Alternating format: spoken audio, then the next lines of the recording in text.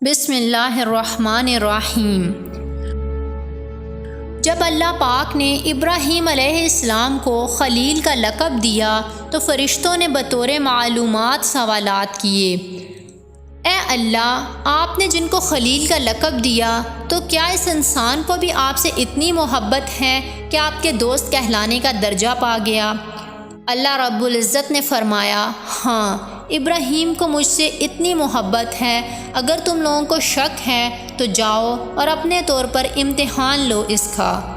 لہٰذا ایک فرشتہ دوسرے تمام فرشتوں کا لیڈر بن کر انسانی شکل میں ابراہیم علیہ السلام کے پاس آیا۔ اس وقت ابراہیم علیہ السلام بکریاں چرا رہے تھے۔ آسمان سے نظارہ ہو رہا ہے۔ فرشتے کان لگا کر آنکھیں کھلی رکھ کر دیکھ رہے ہیں کہ کیا پیش آنے والا ہے۔ اللہ رب العزت بھی دیکھ رہا ہے۔ ابراہیم علیہ السلام ایک طرف بکریاں چرا رہے ہیں، اتنے میں ایک آواز آئی۔ اللہ تعالیٰ کی حمد بیان کی جا رہی تھی۔ ابراہیم علیہ السلام نے آواز سنی تو چاروں اور دیکھا۔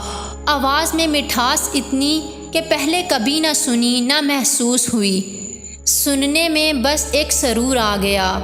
نظریں گھما کر دیکھا، ایک آدمی بیٹھا تھا قریب ہی۔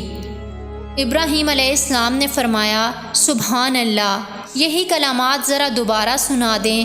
آدمی نے کہا، میں سنا تو دوں گا، لیکن مجھے کیا دو گے؟ ابراہیم علیہ السلام نے کہا، آدھی بکریاں لے لینا۔ اس نے دوبارہ انہی الفاظ میں اللہ کی بڑائی بیان کی تو ابراہیم علیہ السلام کو پہلے سے بھی زیادہ مزہ آنے لگا۔ ایک بار ذرا پھر سنا دیں۔ ابراہیم علیہ السلام نے فرمایا، اچھا، سنا دوں گا، لیکن بدلے میں کیا دو گے؟ اس انسان نے کہا، میری آدھی بکریاں جو بچی ہیں وہ بھی آپ لے لینا۔ ابراہیم علیہ السلام نے کہا۔ اس انسان نے پھر وہی کلمات ادا کیے۔ اب کی بار تو مزہ ہی دوبالا ہو گیا۔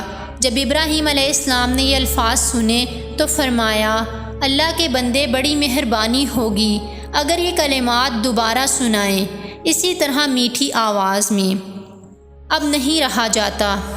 اس بندے نے کہا، اب تو بکریاں بھی نہیں ہیں، مجھے کیا دو گے؟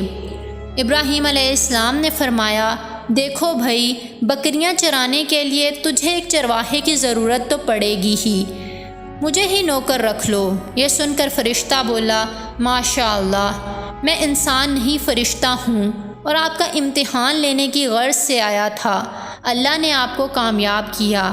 آپ کی اللہ سے محبت اور تڑپ نے ثابت کر دیا کہ اللہ نے آپ کو خلیل اللہ کا لقب یوں ہی نہیں دیا۔ اللہ اکبر۔ جی ہاں، جن کو اللہ سے محبت ہوتی ہے تو اللہ تعالیٰ کو بھی ان افراد سے محبت ہوتی ہے۔ مگر اللہ سے محبت کیسی ہو؟